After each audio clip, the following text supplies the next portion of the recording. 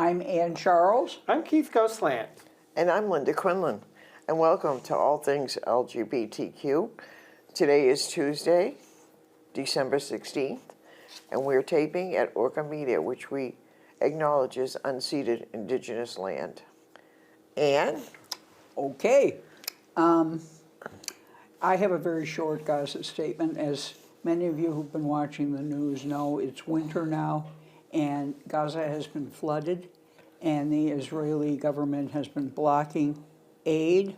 So Palestinians have the option of taking shelter in buildings that have been bombed or trying to stay outside in tents. But the Israeli government has blocked the aluminum that you need to put up tents with, suggesting that it could be used as a weapon. So the horror continues, and since the October 10th U.S. brokered ceasefire, 291 Palestinians have been killed. This is in our name, and it's inexcusable. Now for some international news. Actually, this is about Israel. It's world news involving Eurovision. And Eurovision has accepted Israeli contestants, and that has triggered a huge boycott. Several countries have announced plans to boycott this year's Eurovision Song Contest over the continued participation of Israel in the face of the ongoing deadly conflict in Gaza. And two former winners have handed back their trophies.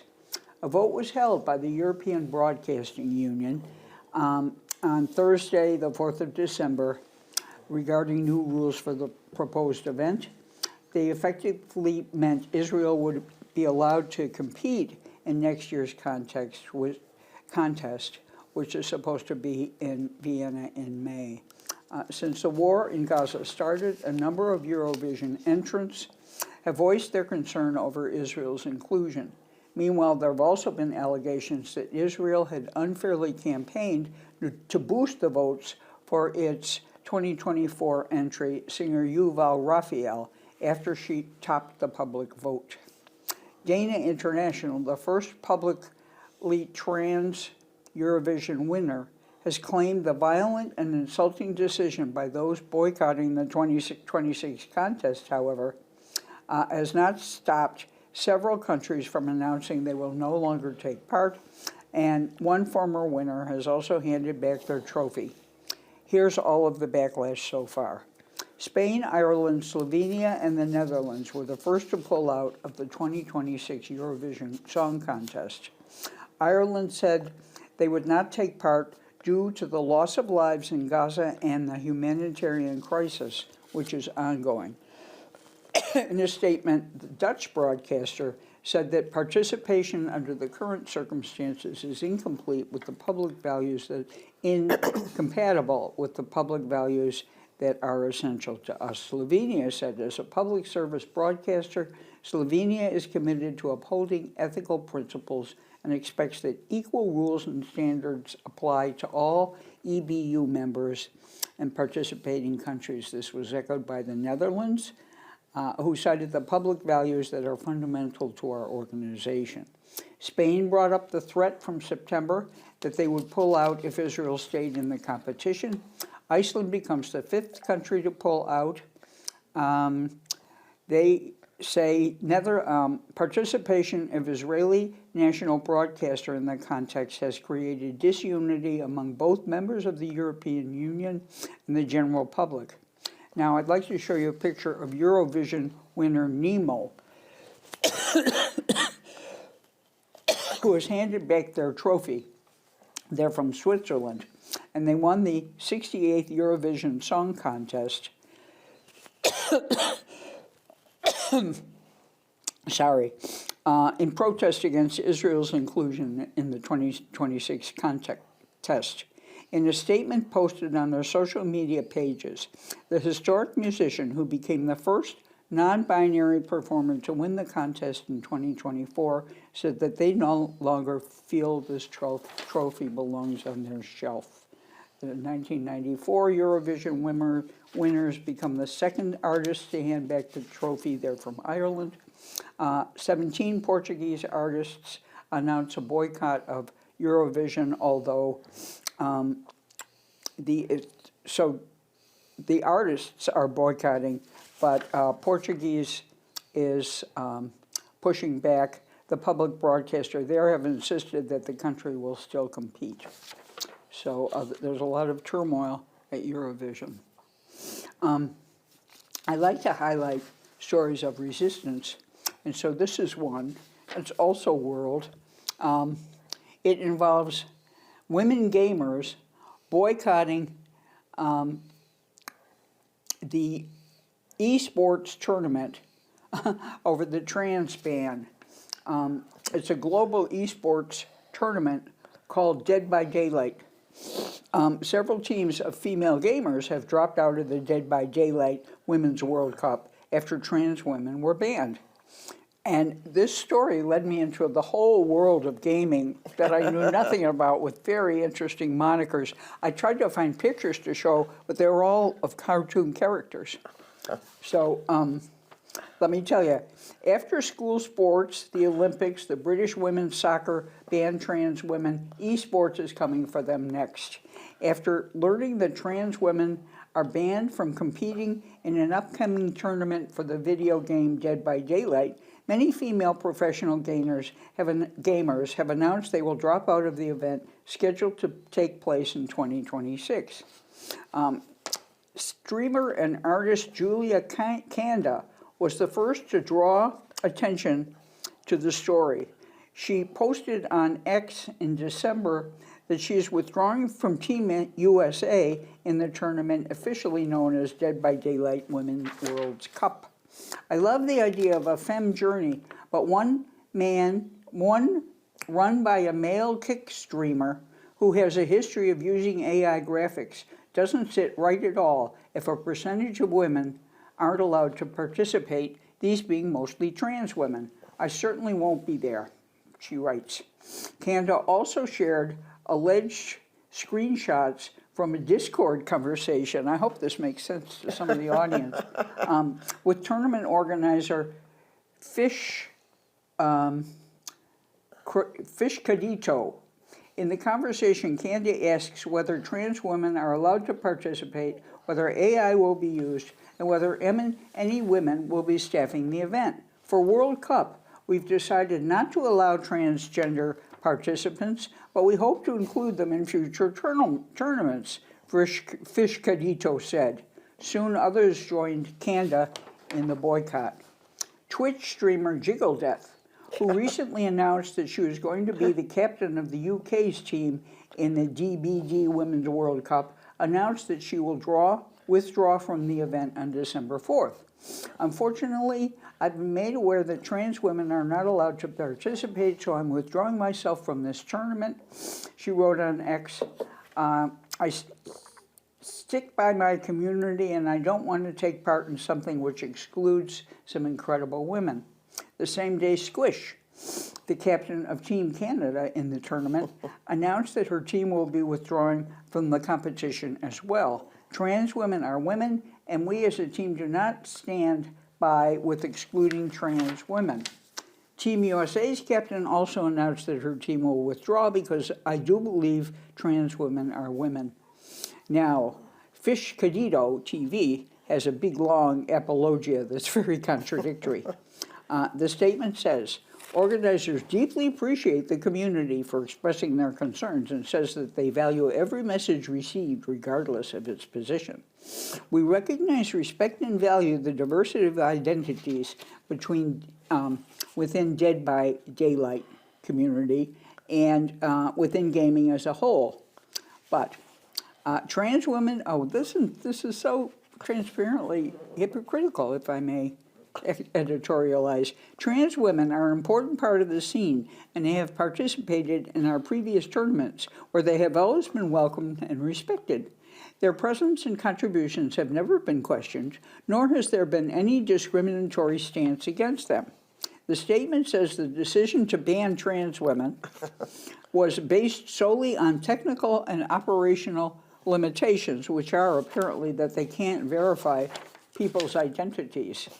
In the statement, organizers also apologize if this has caused any discomfort for any player, and say that their commitment is to continue working, engaging in dialogue with the community, and exploring solutions that may allow future editions to become more inclusive, expansive, and equitable without compromising safety or competitive integrity.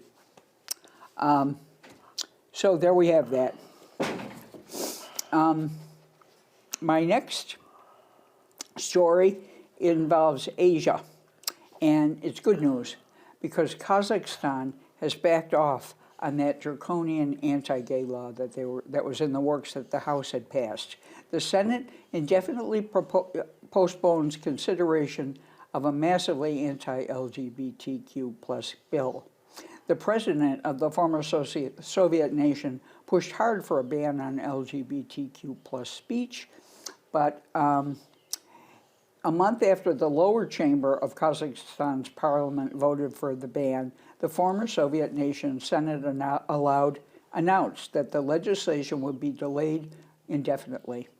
The bill included fines and jail time for people found to have spread pro-LGBTQ plus messages in the media and social media.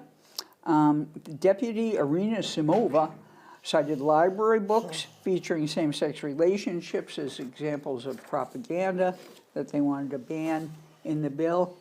And the Senate announced last week that the bill was going to be tabled.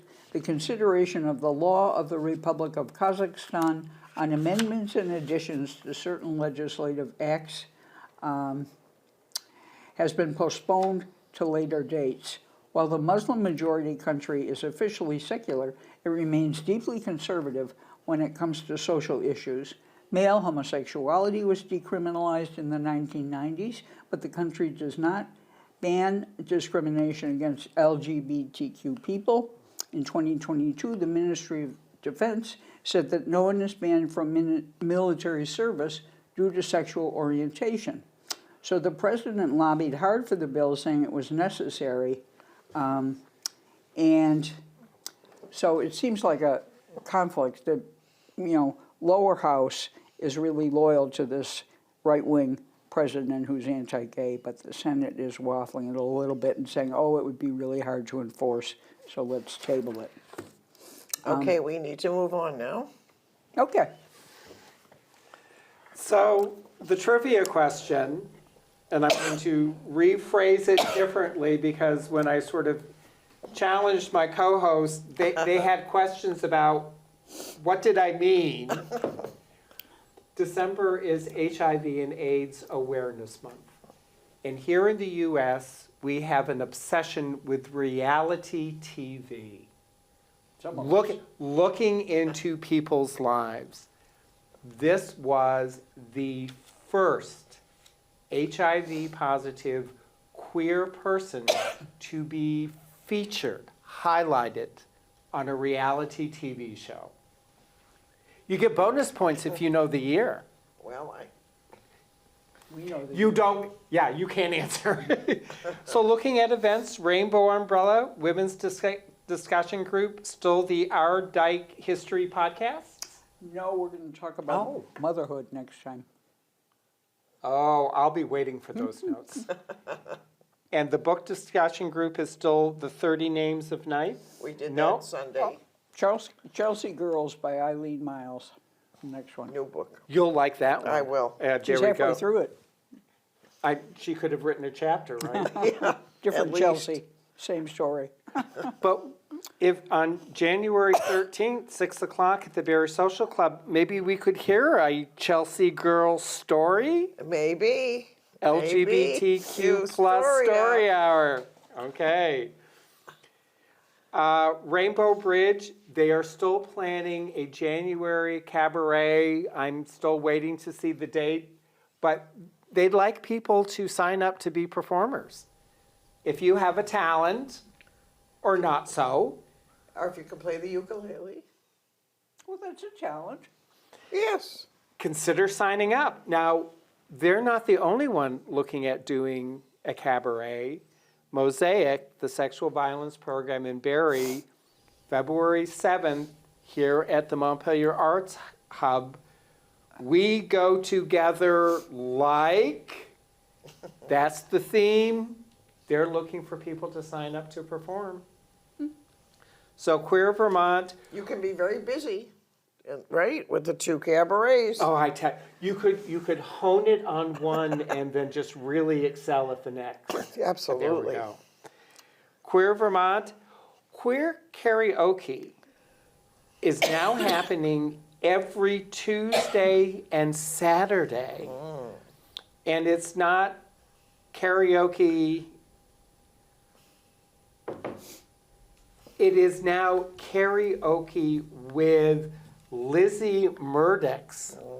So, and they're saying, come sing, drink, and catch the vibes with your favorite elder emo at Standing Stone Wines. It's the perfect opportunity to belt out your favorite tunes and murder sometime with friends. We'd murder the show, the song. Where is it? Standing Stone Wines, it's in Winooski. Oh, okay. Okay. It used to call it karaoke with the goddess. Oh, But now they're saying it's with Lizzie Murdoch's. So have a good time. And then they're also promoting New Queers Eve. Higher Ground, December 31st. This is the event hosted by Emoji. And one of the drag troops is coming down from Montreal to perform. It's an evening with friends.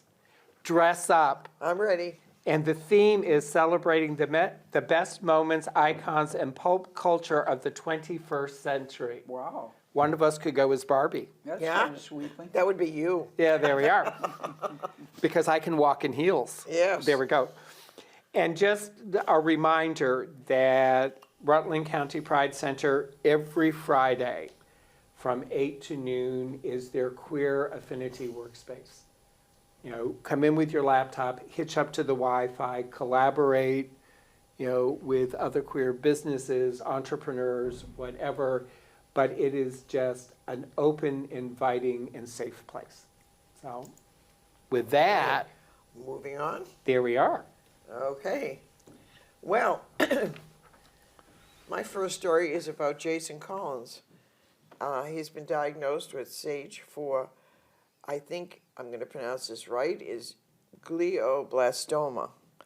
The former basketball pro made headlines in 2013 when he became the first active NBA player to come out as gay.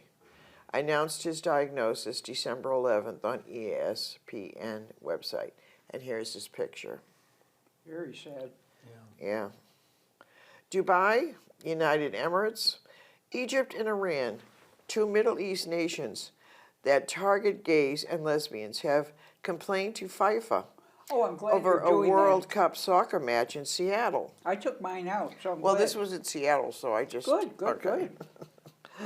That is planned to celebrate LGBTQ plus pride leaders in the nation's soccer federations publicly rebuked the idea of playing the match June 26th at Seattle Stadium, which local organizers say will include a once-in-a-lifetime moment to showcase and celebrate LGBTQ plus communities in Washington. I decided not to cover that because FIFA is so corrupt. Yeah. And after they gave Trump that medal, I'm Yeah. just disgusted with them. I had other stories too, but go ahead. Well, that's mine. I'm glad you did it. And when artist Amy Sherald canceled her LGBTQ inclusive Smithsonian National Portrait Gallery show, American Sublime, last month, it was just the latest in a series of censorship episodes involving LGBTQ art at major American museums. And this year, in February, Washington, D.C.'s Art Museum of the Americas canceled Nature's Wild with Andil Gozine just weeks before the exhibition scheduled opening in March, without saying why. The same month, Arizona's Scottsdale Museum of Contemporary Art made 11th hour edits to traveling exhibition of women, queer, and trans artists, which has previously been Trans Feminism, altering the title of its condensed show to There Are Other Skies. Ah,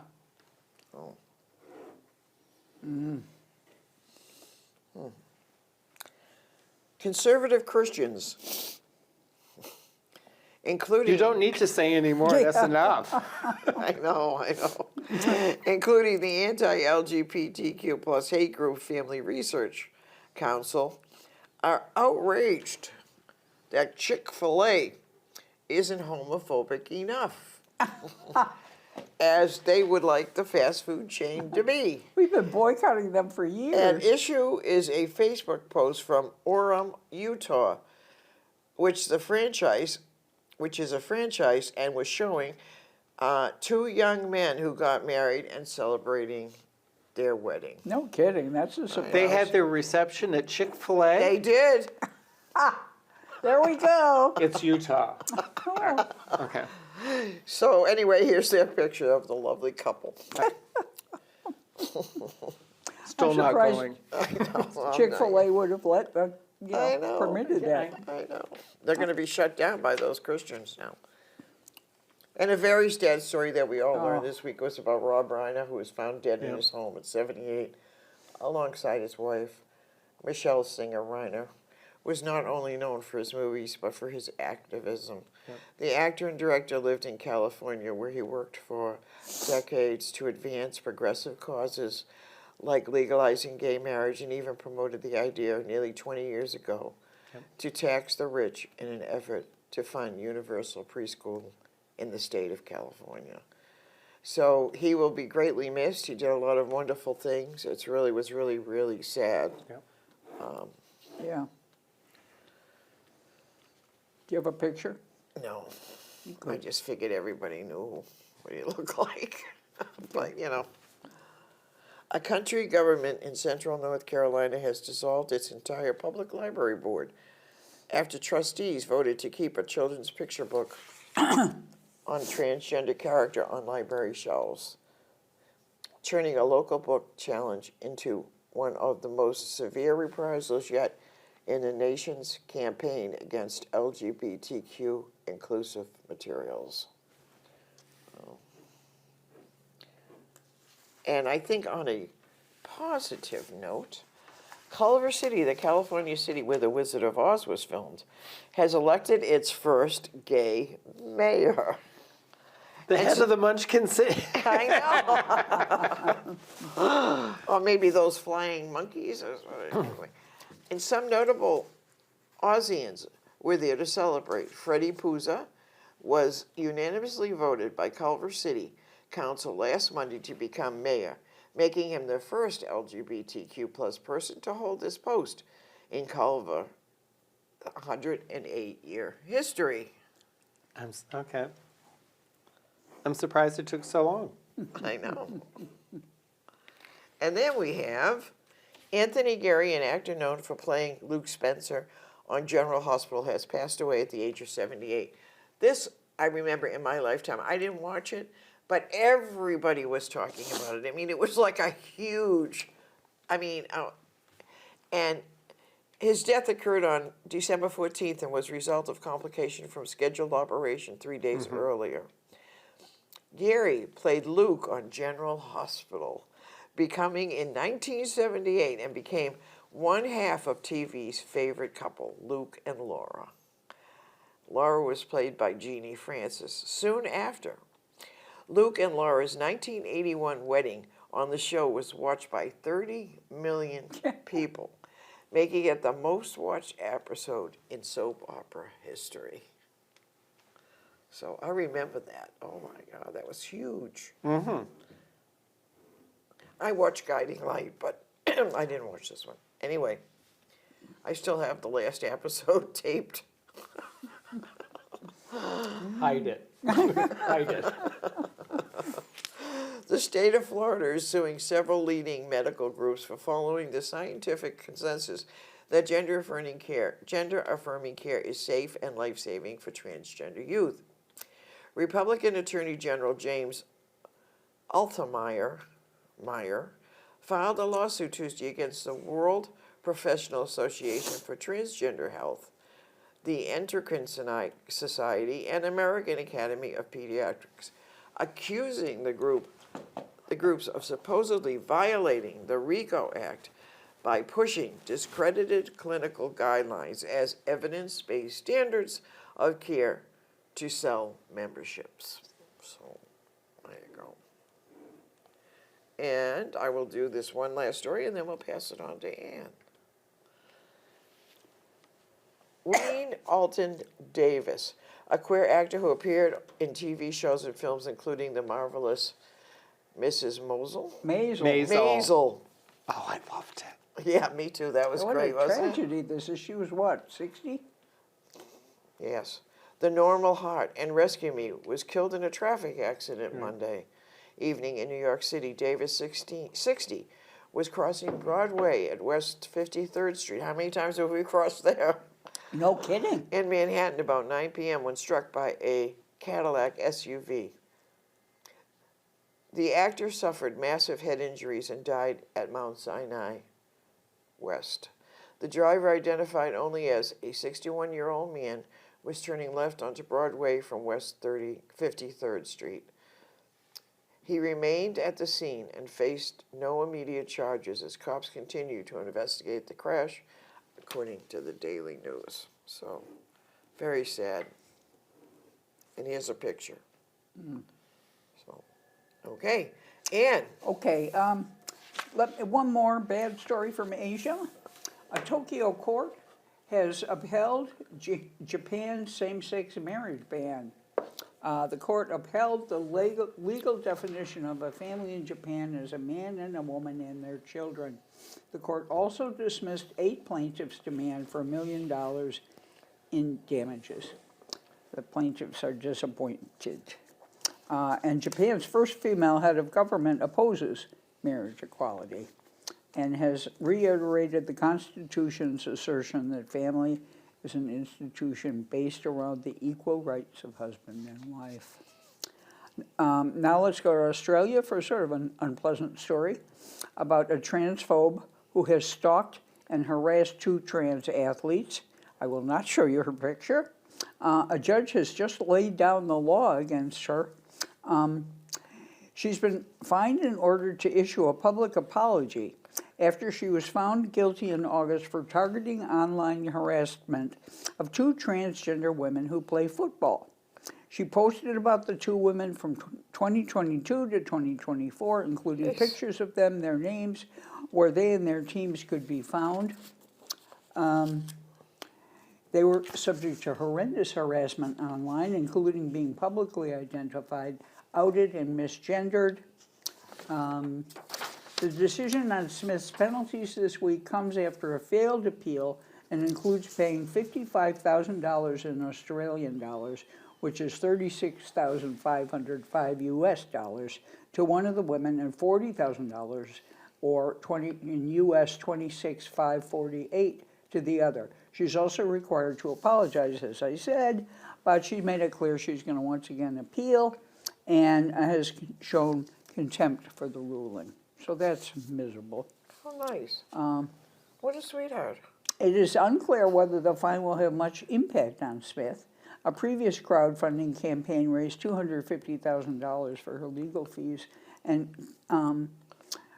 commenters on her social media posts have pledged to support her financially. Now let's go to Slovenia for an interesting film that's all the rage called Little Trouble Girls. It's 90 minutes. It's about a shy student in a Catholic school who joins an all-girls choir and befriends the charismatic Anna Maria. During a retreat at a countryside convent, this will resonate with Catholic viewers maybe, Luigi's attraction to a restoration worker creates tension with Anna Maria and the choir. As she navigates her emerging sexuality, she begins to question her beliefs, causing conflict within the group. So now let's look at a clip from Little Trouble Girls.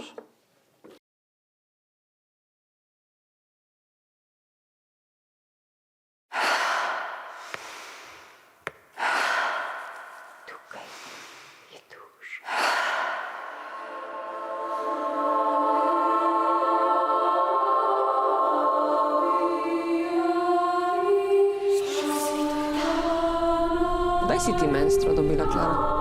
Pri 13. Kaj pa ti? Jaz se še nimam.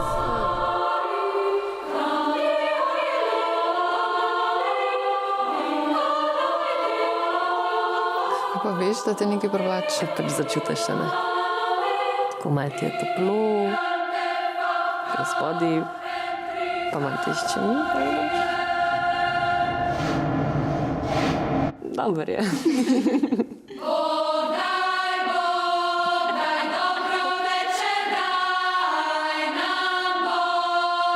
In tudi greh. Če človek nekaj zagreši, mora potem pojesti nekaj kislega grozdja in se s tem spokori.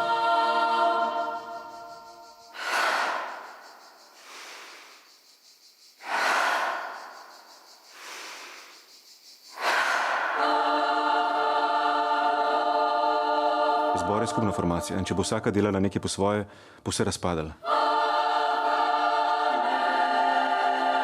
Boj!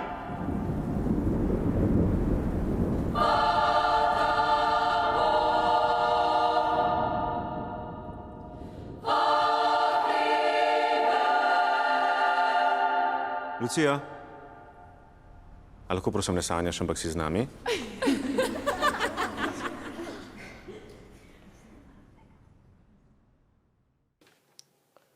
We could have been in that, Ann.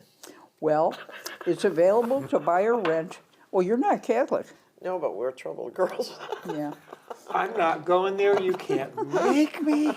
It's available to buy or rent on digital platforms Amazon Prime and Apple TV, and is currently showing in select theaters. Wow. It's not currently available to stream for free in the U.S. For current showtimes, you could check movie ticket sites. In theaters, the film has a limited theatrical release in the U.S. You can find tickets on Fandango and AMC theaters, digital platforms, Amazon Prime, Apple TV, and Fandango at home. This is a little repetitive. You can also pre-order the Blu-ray or DVD from Kino Lorber Home Video. Streaming availability also changes. For the most up-to-date information, go to Just Watch. Okay, now this is a story I find very exciting because it's one more story of resistance from England. Hundreds gather outside Girl Guiding headquarters to demand trans ban is reversed. Adults debate, children bleed, they say. And Girl Guiding is like the UK and Scottish Girl Scouts. And so this is Scotland. The protest comes after much backlash about their exclusionary policy. Make a promise, keep a promise. That was the resounding message outside Girl Guiding headquarters today as hundreds of current and ex-members, leaders and parents and allies turned out in joyful force to oppose the organization's ban on trans girls' participations. So let's look at a picture, at a couple of pictures of these protests. At the beginning of December, Girl Guiding, the national governing charity that oversees Girl Guide groups in the UK, which previously said it was proudly trans and inclusive, announced that it had made the difficult decision to ban all trans girls from its groups, which include rainbows, brownies, guides, and rangers. On December 13, a demonstration, one of many happening across the UK during the weekend, took place outside Girl Guiding's headquarters in Buckingham Palace Road, central London, led by a campaign group, Guiders Against Trans Exclusion. Demonstrators showed their support for trans inclusion, and we have been saying adults debate, children bleed, and I think that's absolutely the case for our younger members who are being let down by this policy, an activist said. Demonstrators, many of whom were wearing their Girl Guiding uniforms, attended with colorful placards that read, "You taught me to be kind and helpful. I stand with trans girls." Guides say slay transphobia and protect trans youth, among other slogans. Badges made especially for the protests, which feature the colors of the trans flag, were also handed out and worn on people's uniforms. Girl Guiding said the policy was being changed following detailed considerations, expert legal advice, and feedback from members, but added it's a decision we have preferred not to make, but they made it anyway. Yeah. So the ban has been widely condemned by both current and former members, with thousands of people have signed a petition calling for the decision to be immediately revoked. This morning's Ashley James resigning as a Girl Guiding ambassador due to her opposition to the ban. Some Girl Guiding leaders have also told Pink News they will entirely refuse to enforce the ban or exclude children who want to be involved. We've seen many leaders resigning, parents pulling their children out, events having to be canceled, trips having to be canceled because of the instability of the ban. So, a lot going on there. And of course, we know the decision was based on that Supreme Court ruling in the UK. Any further action regarding your membership would only ever be considered, well, that's their explanation, but let's focus on the protest. Now, more kind of backlash in Hungary. The Budapest mayor, Gergely Karasconi, let's look at a picture of him, could face charges for hosting that wonderful LGBTQ pride in Budapest. He's facing charges. He's a member of the Green Party. He's been sent a proposal for indictment over the June event. Oh, no. He said in a video posted to his Facebook page, "What is freedom for the people of Budapest? Is it a mayor's imprisonment? I'm proud of, I took every political risk for my city's freedom, and I will proudly face the court to defend my own freedom and my city's freedom," he said. Wow. In a similar vein, last time I quickly reported on the teacher who organized the PEX Pride, Gazas Buzas Habel, and let's look at a picture of him again. He's facing a prison sentence for organizing a pride march following the ban on LGBTQ events in Hungary. And we have only a few more minutes for you, so if you have headlines, you might want to think about reading them. Oh, yes. Let me page through my illegible notes. Okay, a new mutant Mpox strain has been discovered in England. A Swiss tennis player becomes the second active player to ever come out as gay. I'm proud of who I am. His name is Mika Brunold. He's 21. Let's look at a picture of him. Keir Starmer felt absolutely furious after a homophobic attack on his niece and her wife, yet, of course, he implements this trans ban. So there's a little double standard there. And finally, let me show you a picture of Josh Babarindi proposing to Connor, and they didn't tell us Connor's last name, but Josh Babarindi is an MP. So he proposed on the floor of the House of Commons. So let's look at a picture of that. All right. Fini. Thank you, Ann. My great pleasure. So there are times that the international becomes local. Yeah. And, well, no, hold that thought. Becca Ballant, Peter Welch, has made a formal request of both the U.S. and Israeli government saying, can you please explain to us what happened to Dylan Collins, video journalist, October 2023, where he and 6 other journalists were attacked by the Israeli army while they were covering the conflict in Gaza and were clearly identified as media. The local part is Dylan Collins is from Weston, Vermont, which is Rutland County. Was he arrested? No, he was injured. Not killed? No, there were 6 of them that were injured, but since that event, what Becca has said is over 246 journalists have been targeted and killed by the IDF, even though they are clearly identified as media.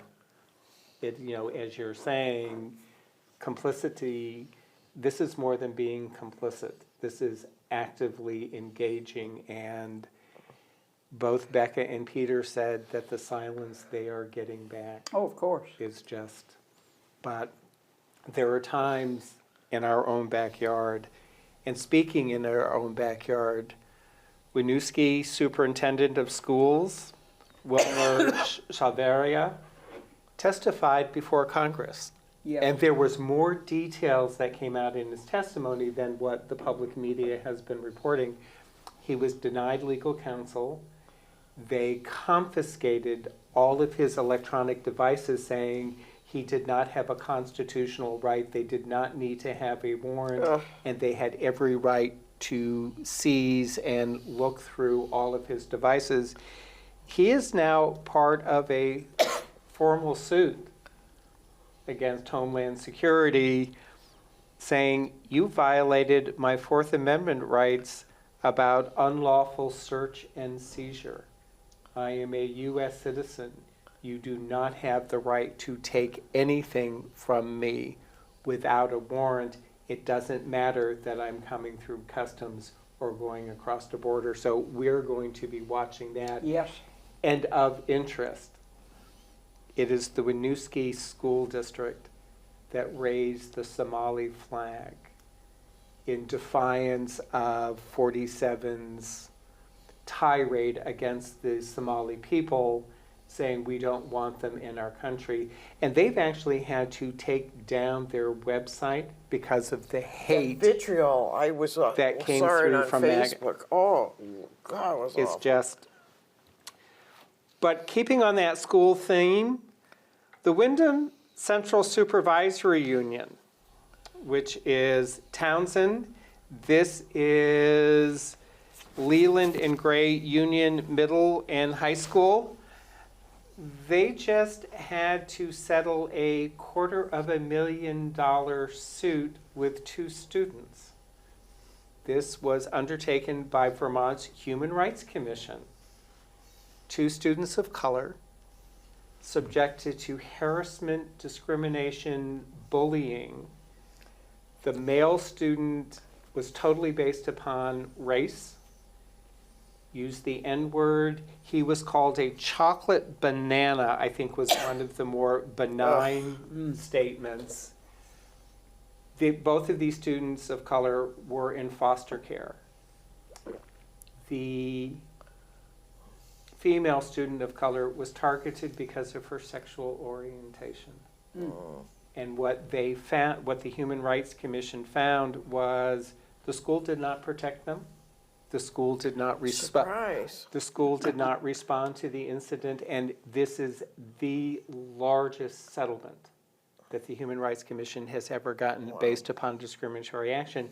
And it's because of the work we did to ensure that schools are part of the public accommodation and are subjected to Vermont's non-discrimination statutes. The comment that came back from the school, they wanted to ensure parents and people within their district that, oh, it's the insurance company that's paying the settlement, it's not coming out of your taxpayer dollars. Maybe it should, so there'd be greater impact and attention. Yeah. But the superintendent's statement is the school is constantly working to improve and welcomes the additional training from the Human Rights Commission to supplement our own rigorous training on the prevention of harassment. Going on the editorial thing, the problem I have with his comment is you're not looking at a root cause analysis. Absolutely. It's robust rigorous training. If you had rigorous training, how did you miss this? Yeah. How is this allowed to be Right. perpetuated? Rather than, oh, what more can you give us? Help us look at what we are not doing. Absolutely. As opposed to what happened there, Maine. And this took me by surprise. St. George, Maine, Uh-huh. Port Clyde, did you see this story? No, I do not. It's on the coast. You know, it's population 2,500, and it's sort of that peninsular island, sort of an artist colony. They have a town rec department, and they do a basketball team for 3rd and 4th graders. And parents sent a petition to the select board saying, you're allowing a transgender participant. We don't think that's right. They shouldn't be playing on the girls' basketball team. The select board stood up and said, we're in charge of enforcing the laws. We're not responsible for creating them. This student will be allowed to play. Good. And they had a representative from the Maine Human Rights Commission come in and said it's illegal to prevent a person from playing sports on the team of their gender identity solely because of their sex assigned at birth is different from the people they will be playing with or against. Furthermore, under the same provision, it's illegal to prevent a person from using the restroom or locker room that most closely corresponds with their gender identity. Select board went back and said, you don't like the law, lobby to change it. We're not here to debate it. End of conversation. They are allowed to continue playing. But keep an eye on Maine, because looking at their referendum process, they're already in the process of trying to get enough signatures so that during the next election, there will be a ballot item that essentially would take the current federal executive order banning transgender athletes and override the Maine human rights. So keep an eye on that. And of course, they have the name of Protecting Girls Sports. Yeah. Or Women's course. Sports. Women's Sports, yeah. Of course. Yeah, there you go. Well, there you go. So, this is some good news. Good. In a stunning special election, upset that extends losses by Republicans around the United States in the 2024 elections, Democrat Eric Gisler flipped a Georgia State House seat that President Donald Trump carried by 12 points, winning by fewer than 200 votes in a race that LGBTQ plus advocates are calling a decisive rebuke of far-right politics in a rapidly shifting suburban district. Good. So that's good news. Georgia.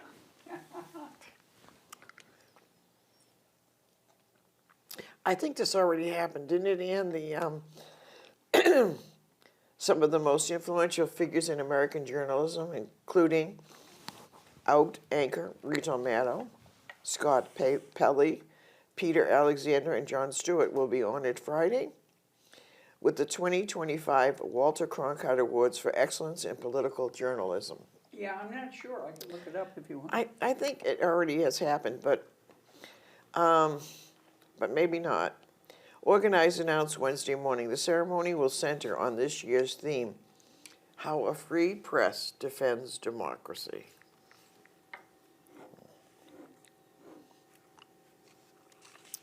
A dramatic redistricting shakeup in Texas is setting off one of the most consequential Democratic primaries in the 2026 cycle. As a former U.S. Rep, Colin Aldred moves to challenge current U.S. Representative Julie Johnson, the first out LGBTQ plus person ever elected to Congress from Texas. In the newly drawn Texas House State District, just as U.S. Representative Jasmine Crockett launches her U.S. Senate campaign. So the awards were on December 12th. Okay.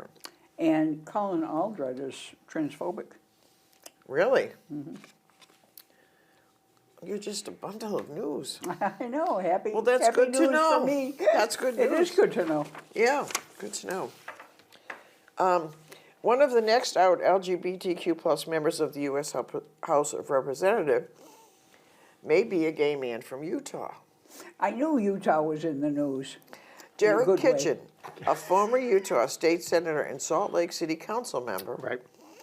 as well as a marriage equality activist and Biden administration official, has entered the race for the Democratic nomination in the newly drawn 1st Congressional District, which covers all of Salt Lake City and some of the nearest suburbs.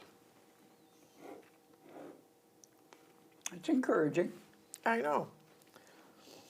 The Department of Health and Human Services under Secretary Robert F. Kennedy Jr. Oh, Oh, I'm sorry. no, don't do it. This is an awful story, Okay. which I'm sure we've all sort of, but anyway, has removed the legal name Rachel Oh, yes, from Admiral yeah.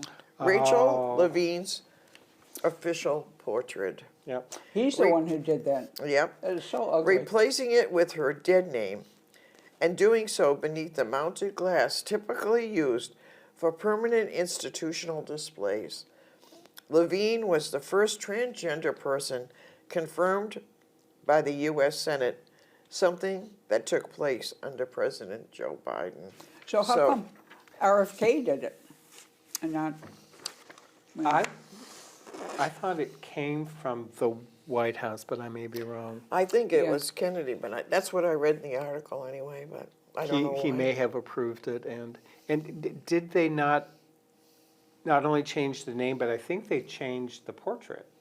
Did they? I don't think that, I think they just used her dead name, Okay. but I'm not sure, we could check on that. We'll be doing more research over dinner. Yeah. We are entering the era of queer action movies with projects like Love Lies, Bleeding, and Honey Don't. Both of which we've seen. I don't know. But this is a new movie by comedian Tig Notaro. Well, it's not a movie yet.